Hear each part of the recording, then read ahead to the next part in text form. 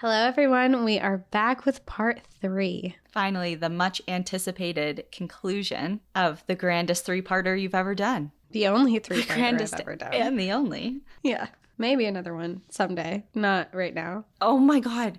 I totally forgot. We've just been talking for like 2 hours before we hit record, but I forgot to tell you. So I forget when we recorded part 2. Before Thanksgiving, obviously. And I had a dream because in part 2, you talked a lot about scurvy and the things that were happening to you or could happen to you. Your gums and your yes, teeth falling out and all that good stuff. Yeah. Okay, so I had a dream that it was, I'm not going to get fully into it, and I don't remember if this is actually something that happens, but do you bleed out of like all of your orifices, like your eyes and like your ears and your mouth and nose? Yeah, that's part of it. Okay, well, I had a dream that there was like people trying to break into the house that were bleeding all out of their, like every hole on their face. That is a nightmare. Okay, so it was a nightmare. And I was inside with like other people and they were asking why. They're like, we need to help them. And I was like, you don't understand. Like they've contracted whatever. Obviously like scurvy, like it wasn't scurvy that these people were infected with in this nightmare, but I'm pretty sure that visual came from your graphic depiction of what happens. Yeah. Isn't that so weird? And I woke up immediately and I was like, I definitely had that because Cassie was just talking to me about scurvy. Yeah. Oof, that's a nightmare. I'm sorry.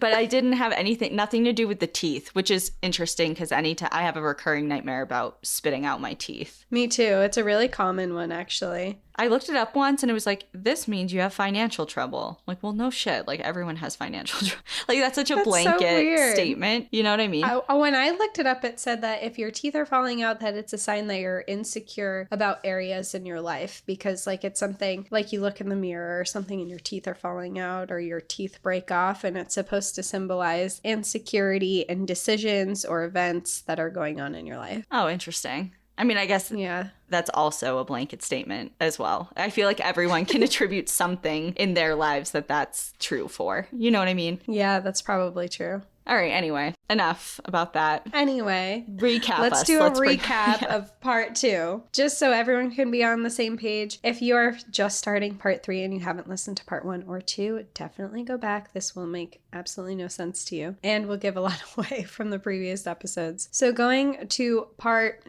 2, Ada, Fred, Robert, Lauren, and Alan had finally all become close friends and they had gotten into a routine. Ada was working well and had adjusted to their life there, although it wasn't an easy life. The team was running low on their food supply and they were having difficulty finding food sources, so they began rationing their food in anticipation for Steffanson's ship to come bring them supplies and to pick them up from the expedition because they were coming up on 1 year there. But summer came and went and no one showed up. By fall, they knew that no one was coming that year because of the ice that was surrounding the island. So they devised a plan to leave. Lauren and Alan headed off with their sled dogs to try and make it to Nome, Alaska across the ice, but with the weather, the amount of weight they packed on the sleds, and their exhausted sled dogs, they couldn't make it. On top of that, Lauren had been suffering from scurvy that he had been hiding from the rest of the crew up until that point. They returned, and Fred, Robert, and Alan decided that they would go out to Nome instead and go across the ice because they didn't have enough resources left to feed 5 people. They left with the sled dogs and a less amount of supplies than they had tried to leave on before, and they had plans to let Steffanson know about the situation and try to get a supply ship and rescue ship back to the island to get Ada and Lauren. But while on the island, Lauren became so sick with scurvy that he was no longer able to help at camp. Ada had to take over all of the duties and take care of him. Eventually, though, Lauren succumbed to his illness, leaving Ada alone with only Vic the cat to fend for herself. So that is our recap. That is where we left off, with Ada alone on the island. And we don't know anything about the other 3 as of now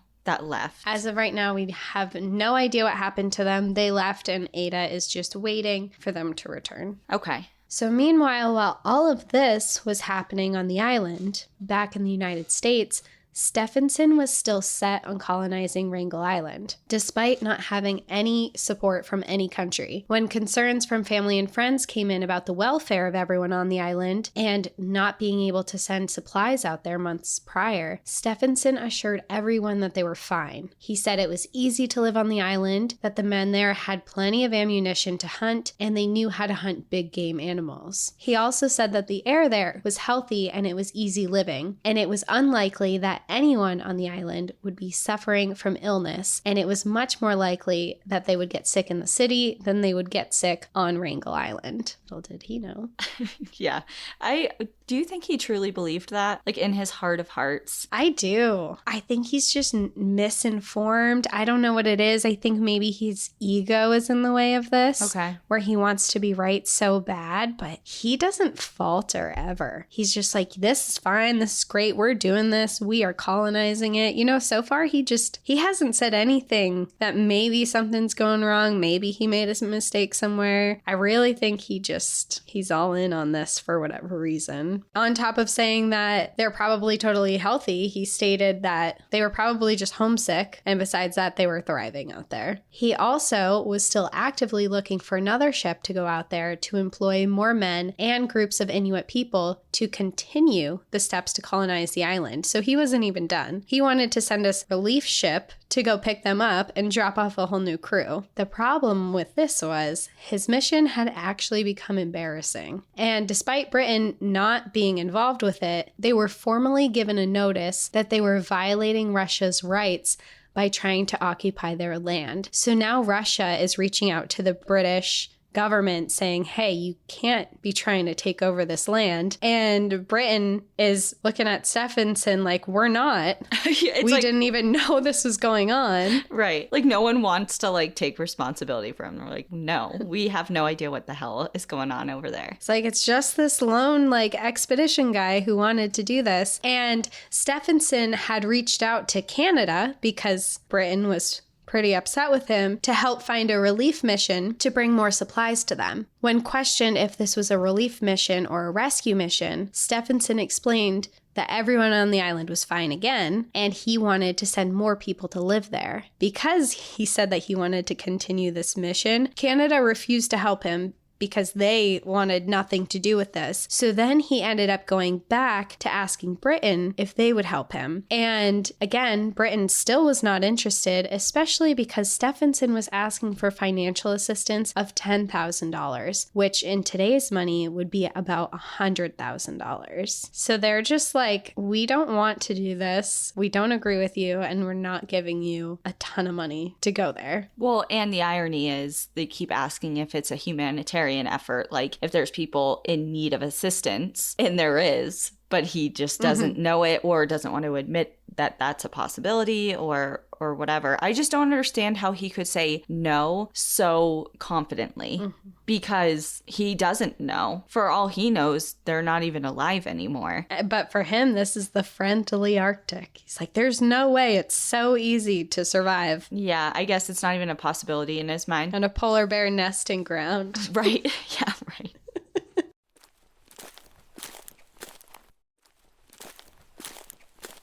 So with no prospects from governments to help Steffanson, he still didn't give up. He was still set on this mission, and he reached out to people privately. And one of those people was a man by the name of Griffith Brewer. Griffith was a British man who managed a British airplane company who actually knew Lorne. They had met previously, and Griffith was very impressed by him and saw a lot of promise for his future and his career. He was concerned about his well-being and also intrigued on why he would take on such an expedition. Because of this, he vowed to help in any way he could, including financially. Because of this, Steffanson was able to secure the help of an explorer named Harold Noyce, who had been on the expedition that actually found Steffanson stranded up in Canada years prior. Since then, Harold had really looked up to Steffanson and was following his lectures and his writings about being able to live in the Arctic. He had also met Lorne before as well, so he was familiar with him, although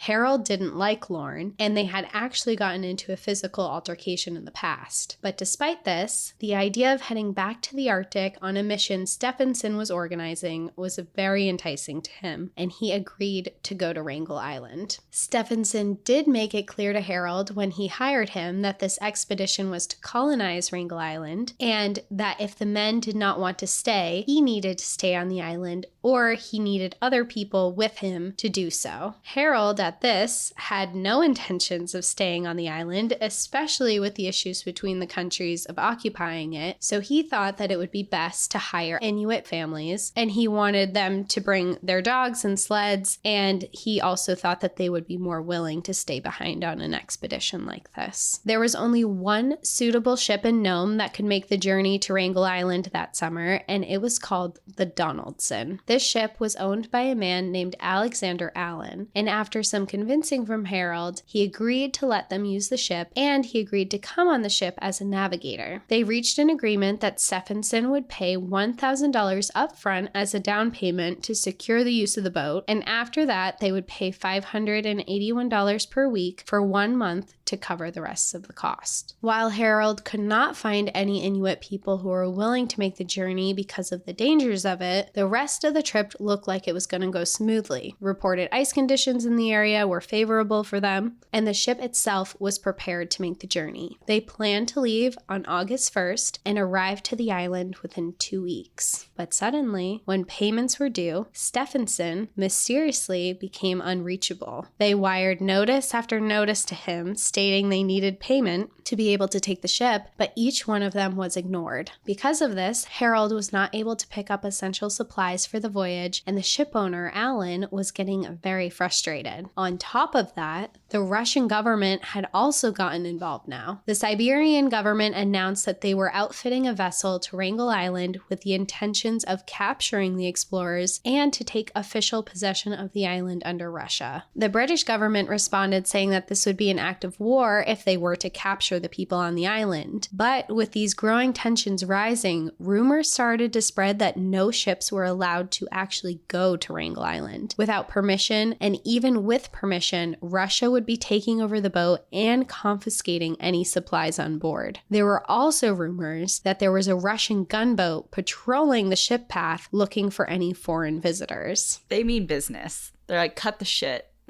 Yeah, they're mad now. Yeah. They're mad. And they were so mad, they actually began wiring Harold directly, threatening to commandeer his ship and instructing him if he was to complete the mission that he would have to stop in Siberia to pick up Russian guards to go to Wrangel Island with him. So now they're directly reaching out to him like, hey, we mean it. We're stealing your shit. Get off our island. This isn't a joke anymore. And Steffanson is just out of reach. He's gone. Where He's not responding to anyone. He just disappeared. Left everyone on red. He's like, I'm out of here. Mm-hmm. He's like, I don't have the money, so I'm not going to respond. Yeah. Even with these threats, Harold was really concerned for the safety of the men and Ada on the island, so he wasn't super deterred. And a lot of this was because no one had heard anything from any of them in a year now. And he, even though Steffanson didn't think that they were at risk or in danger, he knew that they were at risk from dying from exposure. And now they could possibly die by the hands of the Russians. So still with no word at all from Steffanson, he decided that he would ignore the Russians entirely. Okay. I mean, great. Bold. Yeah, bold is the one word that keeps coming to mind. I feel like I said it a lot in the last episode, but here it is again, bold. Yeah, it's like, I'm just going to ignore you and hope you go away. And hope I don't run into your ships out. Gunships. Yeah, your gunships. Or get captured. You know, have you ever seen Locked Up Abroad, that show? Yes. Yeah. It's so scary. I know. No way. I actually remember watching a Russian one. I think it might have even been somewhere in Siberia. And it was a prison that no one has ever escaped before and is heavily guarded. They have the prisoners and they have all the jail cells. And the way that it's set up is that they never want the prisoners to know their way around the jail. So every single time that the prisoners leave, they blindfold them, handcuff them, they'll like spin them around to disorient them and take them around the jail cells. And I think they eat lunch in their cells, but if they're being transported anywhere, they make it so they'll never be able to map out the layout of the jail. Interesting tactic. And no one has ever escaped that one, and it's in Russia. Wow. So all of this is happening back in Nome, Alaska. Meanwhile, Ada is still on the island and she's trying to survive. She had gotten into the habit of sitting down at a typewriter that Robert had left behind, and she would write him a note about where she was going and her plans for the day, every single day, just in case he or the ship would show up and she was out hunting. She didn't want them to leave without her. So every morning she'd type up exactly what her plans were. I have a couple of her diary entries, and they went like this. June 24th, I'm going to the other side of the harbor mouth to do some duck hunting. June 25th, going same as yesterday. I got 7 ducks. June 26th, I'm going to take a walk to the small island. I saw 2 polar bears going inshore from the ice way over west of camp. It's 4 o'clock now. I write down when I saw them. I don't know what I'm going to do if they come up to camp. Well, God knows. On June 27th, she shot and killed her first seal. 1 week later, she shot another one. This was a major win for Ada, and she was very proud of this. This would sustain her for a couple of weeks. She could use the skins for clothing, oil for her lamps, and the meat would be her food source. She brought it home to clean, cut, and store it. While she sat in her tent, she heard a noise outside of the door. It sounded like a dog sniffing and walking around, and in that moment, she became really excited. Because if it was a dog, that meant that it was a sled dog, and that meant that Robert, Alan, and Fred were back. She jumped up and opened the tent flap, expecting to see them standing outside, but quickly her excitement turned into fear. Standing 15 feet away from her was a massive mama polar bear and her cub. Oh, shit. Ada clutched her rifle and for a moment planned to shoot them, but quickly realized if she missed or if she just scraped them in the middle of the shoulder or somewhere that wasn't fatal, it would definitely initiate an attack. Instead, she grabbed the rifle and shot into the air, over and over. The booms from the gun startled them and they ran. But when it stopped, so did the polar bears. They turned around, staring at Ada, and then took a few steps in her direction. Again, Ada lifted her rifle into the air, letting off shot after shot. After 5 loud gunshots, the bears took off and disappeared over the horizon. Ada, at this point, had become a very skilled hunter. She was able to make her own skin boat over the summer that made hunting seals easier as she could get into the water. She also hunted ducks. She was storing food and preparations in case a ship did not come again, although that was a thought that was hard to bear. But now, with only her there, she was eating enough food to sustain her. She used the seal skins to also make a more pliable mold for the soles of her boots. She practiced shooting at targets. She knitted herself gloves, and she was able to sew herself a warm parka. She made herself warm new leggings from reindeer skins and some slippers. She was also sewing clothing for Bennett for when they would be reunited. She sewed him a pair of slippers and sewed beads onto them, something that she thought that he would like. Vic was doing pretty well too. She would go outside and play during the day, and at night she would snuggle up in Ada's lap. She had become a good companion for Ada in a time where she felt very alone. She would often stand on the shores looking out to sea in the direction that the men or a ship would come from, but day after day, no one arrived. One night in July, as she slept, strong gale force winds came in and blew her skin boat away and out to sea. In the morning, when she saw that it was gone, she spent the entire day crying. She was tired from all the work she was doing, and despite having all the food she had now, she was still weak. There was no one there to help her, and seeing her boat gone was devastating. Eventually, after crying as long as she could, she decided to stop pitying herself. If she remained in bed crying, that meant that the fire would never stay lit, food would not be brought to her, and no one would bring snow to her to melt into drinking water. So she stood up and she got to work. She needed to make herself a new boat. This time she constructed one out of canvas instead of sealskin. She gathered driftwood to make a frame and used her needle to sew the canvas into place until eventually it was a boat. It wasn't as good as the first one she built, but it was sturdy and it would withstand the water. From then forward, she tied up her boat every night so that the wind could not blow it away.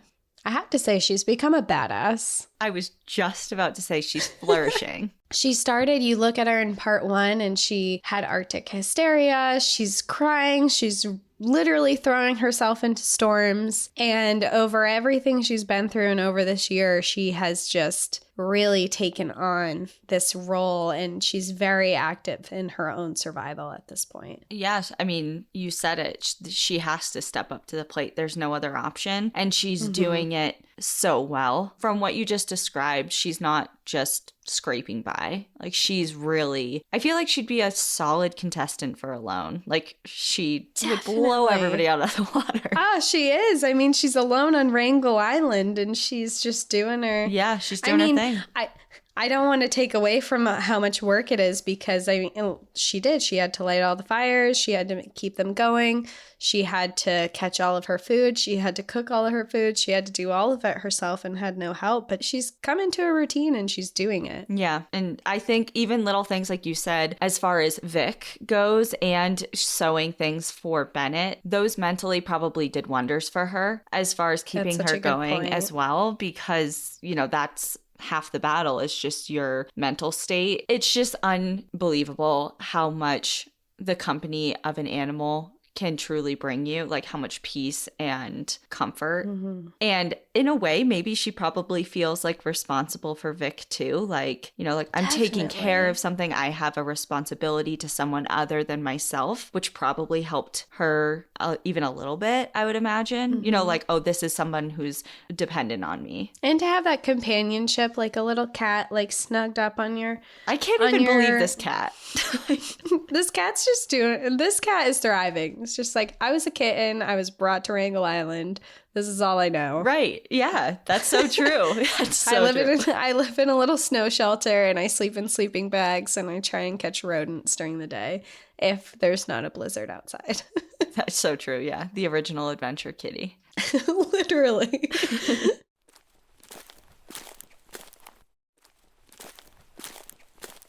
Now, on August 1st, Steffanson finally responded to the wires Harold had been sending to him without a reason for his absence. Oh my. It just reminds, sorry, but it's just like, hey, sorry, just saw this. What's up? That text. Yeah. It's like, it's been months. What are you talking about? It's been 2 months. Like, oh, sorry, just saw this, by the way. Pretty much what he did. He just jumped back in and was like, hey, sorry for the delay. Here's the money. Oh, so he did provide the money. He does. He gives him the money that he needs. And overall, the expedition costs about $46,000, which in today's money would be about $800,000. So he doesn't provide an explanation for where the money came from and where he was. No. He's just like, hey, sorry. Here you go. I mean, that's the kind of text I'd be down for. You know, like, hey, sorry, I just saw this. Here's $800,000. I'd be like, oh, it's fine. It's like, okay, it's a little late and I was kind of pissed, but I'll accept it. All is forgiven. Right. Interesting move. He also did respond over the concerns of Russia, and he stated that he still believed that Wrangel Island was not officially claimed by anybody, and they had the right to be there. So he wasn't worried about Wrangel Island or the people on it, because he thought Russia had no reason to go there. However, he was a little bit worried about them in the water, and he wanted to keep the mission a lot quieter now, in case of any interference from Russia on their way there. So he didn't want them to talk to people in the papers about it. He didn't want any direct information about their trip to get out in case Russia got word of it. Okay. On August 2nd, 1923, at 3 p.m., the Donaldson set sail. With no Inuit people willing to join their expedition, they had plans to hire others at another port along the way, buy more supplies, acquire dog sleds, and get a Umiak boat and hunting gear for the island. Harold was taking enough food, ammunition, scientific equipment, and clothing to last another year of occupying the island. Sounds kind of familiar, like exactly what the first ship did. Mm-hmm.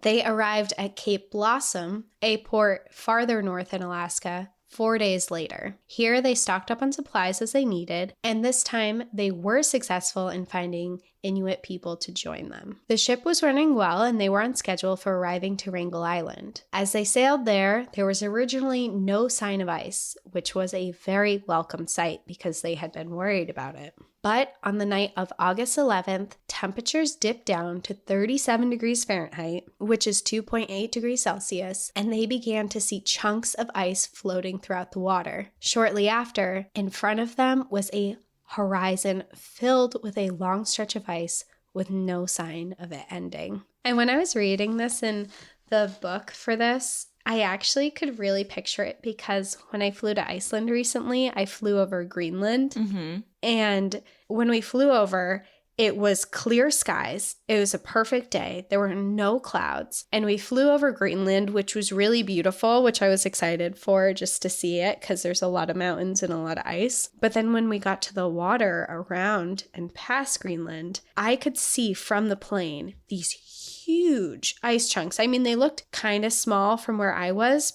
but I could see them, which meant that they were huge, and I could see them scattered throughout the water. So I can just picture when they start sailing and they're looking around and they're like, okay, there's starting to be ice chunks everywhere. And you know, when you see just the tip, there's a lot more underneath. Yeah, it's very concerning. Yeah. I just rewatched my favorite movie over Thanksgiving. The Titanic. So I'm also have icebergs on the mind. The Titanic. What a Thanksgiving movie. It's a classic. It is a classic. A holiday classic, you know. Sure. Watch it for every holiday. It's applicable for everything. Most people are watching the corny Christmas movies on Netflix right now, but it wasn't like the best. Obviously, I've watched the Titanic. I actually thought about this the other day while I was watching it. I'm like, I wonder how many times I've now seen this movie. Like, is this my 15th time? Is this healthy? Am I okay? And I obviously know very well how it ends. And it just, God, it hits you so much worse. Or hit me so much worse this time around. And I'm like, what am I doing to myself? Am I okay? Well, I kind of a totally separate reason, but I am TMI, but I was just about to get my period and I wanted to watch all the saddest things on Netflix that I could. And I legit for 3 days just watched Netflix. I was sick too, so I wasn't out. And so I was just sitting there watching the saddest movies on Netflix I could, just sobbing for 3 days. Isn't it weird how you do that to yourself when you're like, okay, I'm sad. How can I make this worse for myself? Oh, I know.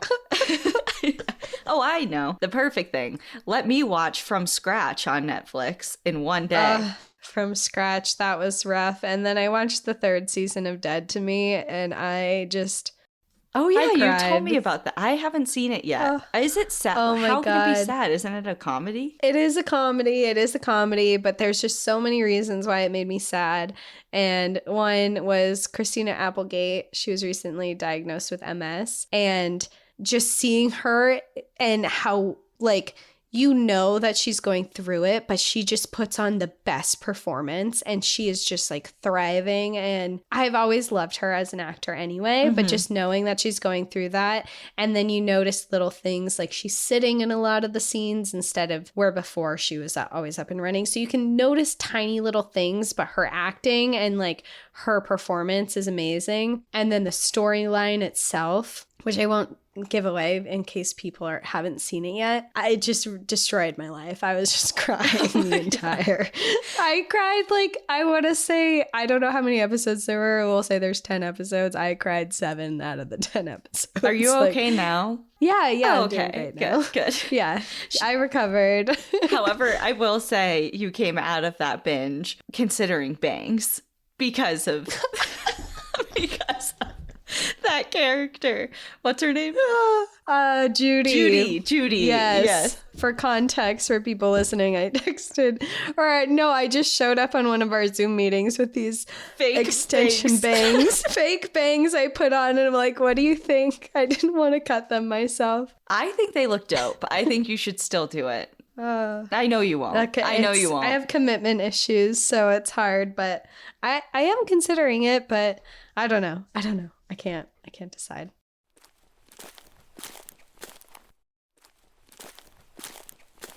Okay, so they're on the ship, they're looking out into the horizon, and they're concerned because they see nothing but ice. Okay. They actually had to go backwards on their boat until they found an opening in the water. But then fog came in and it was so thick that they couldn't see anything around them and they were blindly sailing. The boat crashed through layers of ice and it was plowing through it. Shortly after this, the engine labored and made sounds of struggling before the engines completely stopped and it went silent. In front of them, there was an iceberg as tall as the ship's mast, directly ahead of them, and the current of the water was bringing them straight towards it. With nothing they could do, everyone on the ship just stood there in silence and watched as they drifted closer and closer to this iceberg. Do you know if the ship has, and I don't know if I'm making this up, are there some ships that are specifically outfitted to have like kind of like ice rams in the front to kind of break up the ice a little bit? Do you know what I'm talking about?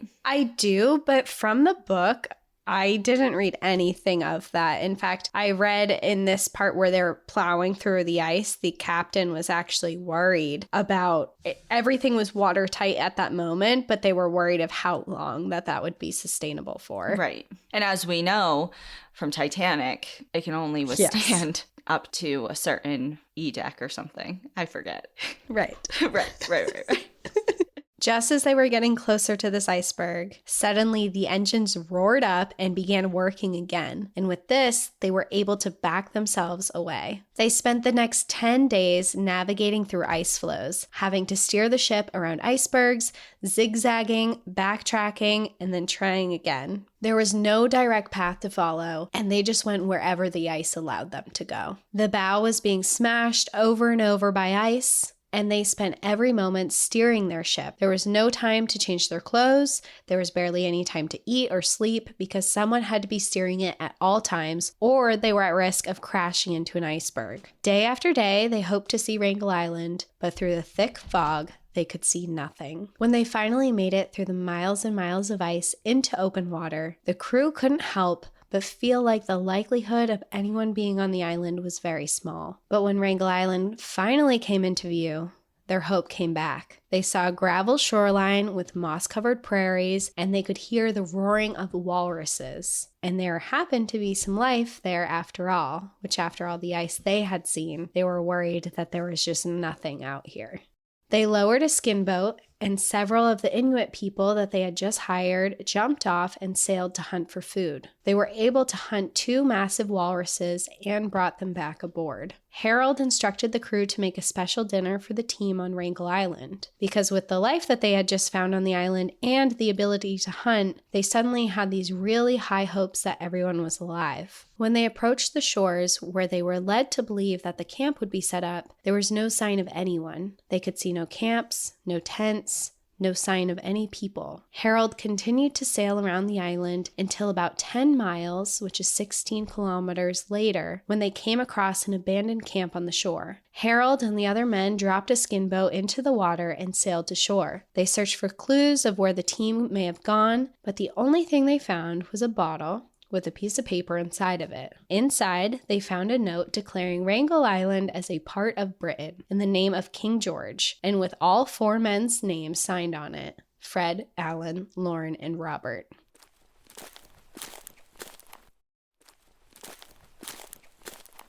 With no sign or clue of where they could be, Harold's worries returned. He made the decision to sail around the island in hopes of seeing any clues of a second camp. And it was in the morning of August 20th when Harold saw a small figure standing on the beach. The figure was hard to make out from afar, but they were clearly facing them with their arms stretched out and waving at them. The night before this day, Ada had dreamt of ships arriving, so when she heard the sounds of the boat the following morning, she took her binoculars out to get a better look. When she saw the mast of the ship, she ran to the beach waving to them. She was so happy to see them that she then ran right into the water. But when she was closer and looked through her binoculars, she was shocked to see that she did not recognize the white men approaching her now on a skin boat. She was expecting to see Alan, Fred, or Robert to be coming back for her. When Harold was close enough to her, he leapt out of the boat and ran over to her. He immediately noticed that she did not look like a seamstress that he had been expecting. She looked like a hunter. She was dressed in her all-fur parka, and her face was lined and dirty. As soon as he reached her, Ada asked where Fred, Robert, and Alan were. This question took Harold by surprise, as he was expecting to find them there as well. And in that moment, he realized that something had gone terribly wrong. He took a moment to speak,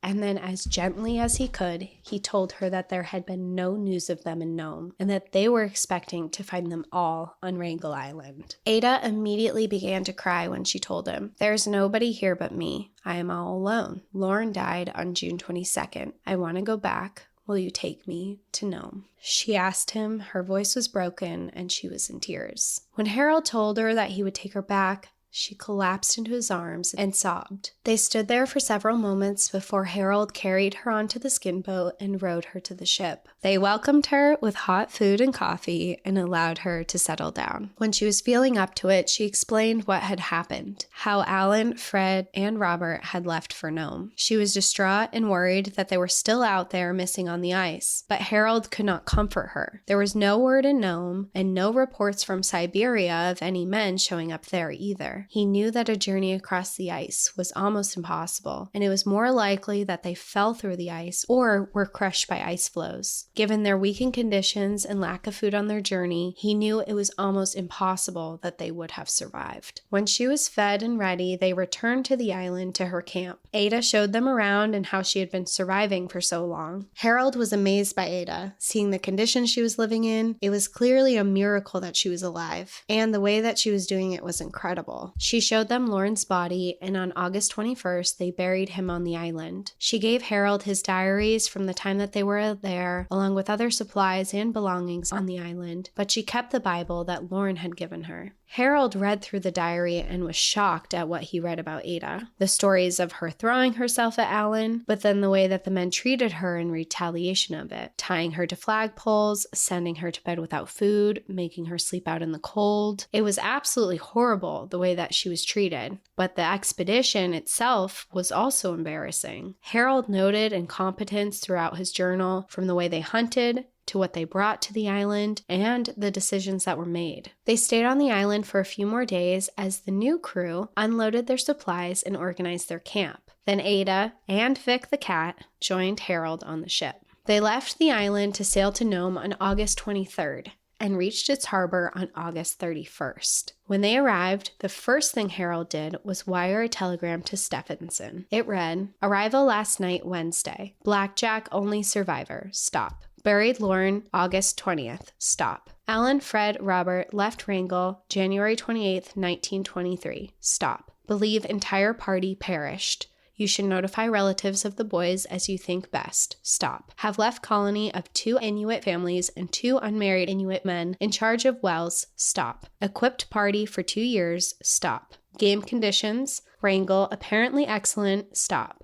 Failure of last expedition due to combination of poor equipment and experience." When they arrived back in Nome, Ada was so excited to leave the ship and see her sister and her son, but the men wouldn't let her leave immediately. They were concerned that Ada did not care for Lauren, as she had said, but instead that she had murdered him. What? This poor woman. Okay, did Lauren say anything nice about her in his journal at the end? His journal, a lot of it said, from what I saw in the journal entries, a lot of it was saying she wasn't hunting for bears. If she would get a bear, then he could live. And then at the end, it did say stuff that she was taking care of him, but a lot of his journal entries were saying that she wasn't hunting properly for him. So now Harold, having read parts of the journal, he's like, are we sure you were caring for him, or did you actually murder him? Whoa. Okay. Especially because he had entries of being rude to Ada, and Ada in her own diary had entries about him being horrible to her.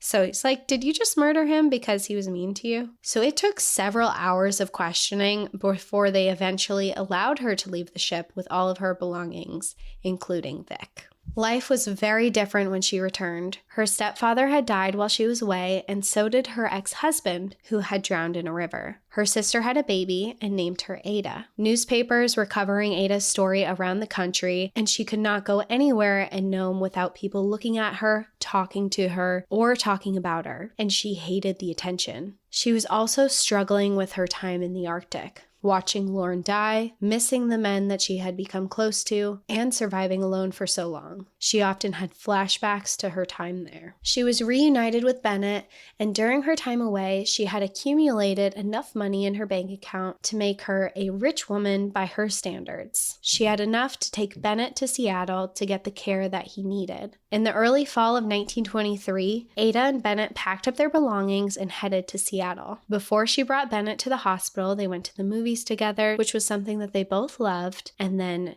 she brought him to the hospital afterwards. While in Seattle, he was treated for tuberculosis and his conditions did improve, although he was not cured, and he struggled with health issues because of it. But he was able to live a more normal life after this treatment. Ada's story, in the meantime, had been sensationalized, but she had refused to speak to reporters. However, her diary, along with diaries from the other men from the expedition, had been being used by Harold and Steffanson to make money, to which Ada received none of the profits for. Steffanson wrote a book called The Adventure of Wrangel Island, which made him a lot of money, parts of which he had convinced Ada to give him an interview for. Harold had publicly criticized Ada for not being able to save Lauren Knight and accused her of not saving him because he didn't treat her well. There were news articles published about it, and she was met with a lot of scrutiny over it, including from Lauren's family. It wasn't until Ada met with Lauren's family that they realized that the newspapers and the way that other people were portraying her was completely wrong. They found her to be extremely kind and loving, and from their conversations, it was clear that she cared about Lauren and tried her best. After this, they became close friends, and they publicly acknowledged that she had done everything that she could to save her son. Steffanson was publicly scrutinized for the expedition as a whole, but he still didn't listen, and he believed that he had rights over Wrangel Island. He even tried to sell Wrangel Island to Britain for $30,000, and when they weren't interested, he tried to sell it to the US for $27,000, although he had no right to sell the island to anyone and was ignored by both countries. The audacity. I just can't believe this guy. It's wild. I mean, he had a pipe dream and he's just like not letting it go. But it's like, yeah, it's not even yours to begin with. In what world? Imagine trying to sell a whole country. Or part of a whole island that's part of a whole island that's part of a country, and you're just like, you have no rights to it at all. It's like if I went and was like, I'm gonna just take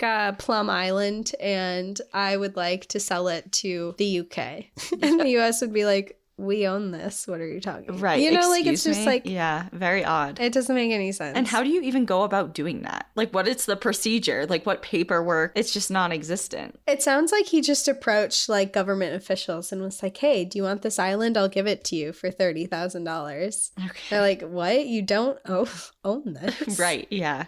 Like, not yours to sell, sir. It was also public knowledge that maybe Steffanson didn't know or was ignoring, but Russia did claim the island as their own. And eventually, they sent a ship to Wrangel Island and arrested everyone that was there that Harold had dropped off to colonize it, and they confiscated over $10,000 worth of fur that they had gotten on the island. So finally, Russia's like, hey, get out. Knock it off. Ada remarried in Seattle and had another son who she named Billy. She eventually divorced that husband and married again, only to get divorced again. Then she contracted tuberculosis as well, and she fell ill. Eventually, she spent all of her money that she had and fell into poverty again and moved to Seward, Alaska. She eventually had to give her children to another children's home to care for them, while she struggled for 9 more years to gain the funds to take care of her family. All while, Steffanson had become rich off of her survival story and never offered to give her any royalties from his book. How infuriating. Like, what a difficult life. She survived all of this, you know? She was the survivor. She is the story, and she doesn't get any money from it. It's crazy. In 1937, she did get back on her feet, and she got her family back together. Doctors estimated that she would die young because of her tuberculosis, but she lived to be 85 years old with her son Bennett and Billy. Bennett, who they estimated to also not live as long, lived to be 60 years old, or 59 years old, and died in 1975. Billy served in the Army, married, had a family, and worked in assisting Alaskan Native communities until he died at the age of 79 in 2003. And that is my story of Ada Blackjack. Wow, that was a while. Okay, so I'm just going to go ahead and wrap the one question I think that everyone has that we all know the answer to. The 3 men were never seen or heard from again. No, they were never recovered. No one ever found them. And if you read the book, it's Ada Blackjack, A True Story of Survival in the Arctic by Jennifer Niven. It's really good. After the survival story, they do go into like a long history of what happens after she returns, which I didn't include in full detail. Like I summarized it at the end there, but there are some weird rumors flying around that they might still be alive. And then 3 men end up being seen off the coast of Siberia, which they think might be them, but it doesn't turn out to be them. And there's all these rumors going around, but ultimately they're never found. And it is assumed that they died on their way across the ice. Okay. I figured, just because I understand, like, there's rumors and conspiracy theories and things like that, but you would think that they would announce their arrival or survival, or their families would be at least notified. Like, they would go to their families at least, you know? Yeah. And given the circumstances, it's probable that they didn't make it very far, I would imagine. Yeah. And just, I mean, that was a really ambitious trip to begin with. They barely had any food. They barely had any supplies. They're going across dangerous ice that is solid in some areas, isn't solid in the other. It's constantly moving. They're literally over an ocean. You know, it's... Yeah, but they didn't have another choice. It was a last-ditch effort. It was, because they didn't have enough supplies back there. But and then again, kind of how Harold had said, he said, you know, this expedition didn't make it because of a lack of experience, which was true. I mean, some of the people on the mission didn't have, I mean, Robert, he was the youngest one, he just had a good attitude, and that's why Steffanson hired him. So everyone on the mission definitely wasn't experienced enough. But I also think referring to the Arctic as the friendly Arctic is a little misleading and unrealistic as well. Yeah, of course. Ada's story is incredible. What she overcame, how she adapted and evolved and really came out on top is incredible, just because any survival story is all of those things, but adding in the element of that Arctic environment just makes it so much more incredible, just because of how harsh and dangerous and unforgiving it can be, which I think obviously any environment is, but it just has an extra added layer of difficulty. And definitely afterwards to go through all of that, you know, it kind of reminds me a little bit about Lieutenant Steve's that I did in Kings Canyon, when he survived for months and then people questioned his entire story once he made it out on the other side. It's like, what do you mean? I just went through absolute hell and now I'm catching flack from the public. Yeah, it's like, just kick me while I'm down. Right. Exactly. It's rough. And, you know, for anyone to question that is, I think, out of touch and just speaks to them, you know, like, I don't know. But anyways, wow, that was an incredible story and definitely deserving of 3 parts. I'm glad you did it that way, because it really immersed us in the entirety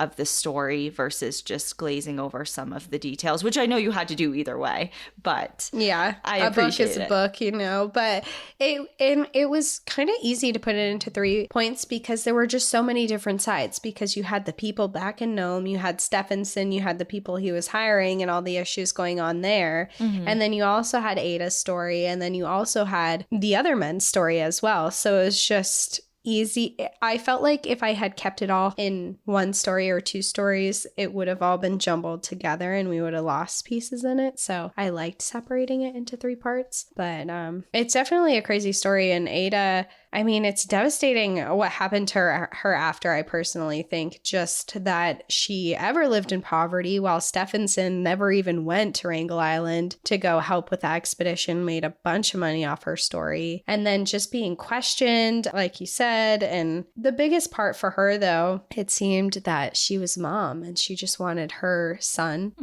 and then sons to have a good life, and both of them had that. So despite what happened and how difficult her life, I think that her goal, no matter what, was for her children, and she definitely was able to help give them the life that she wanted to. So in that aspect and her survival, she was definitely very successful in her life. I agree. Totally agree. She achieved her goal, even though she went Single through hell mom, for it.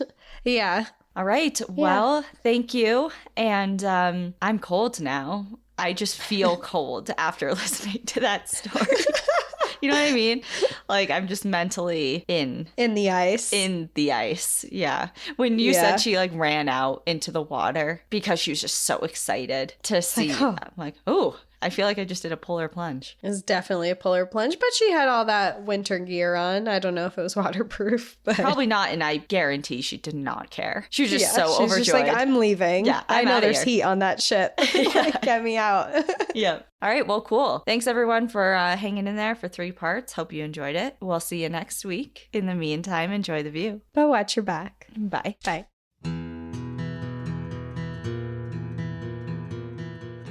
Thank you for joining us again this week. If you have a trail tale you'd like to share, send us an email at npadstories@gmail.com. Follow us on Instagram and Facebook at National Park After Dark and on Twitter at NPAD Podcast. Become an outsider by joining our Patreon, where you'll gain access to monthly bonus stories and exclusive content. And remember, when you support our partners, you're supporting our show. To access our special discount codes along with source information from today's episode, check out the show notes. For information on the show, to shop our merch store, sign up for our newsletter, and more, visit npadpodcast.com. And if you're enjoying the show, please rate, review, and subscribe wherever you listen to podcasts.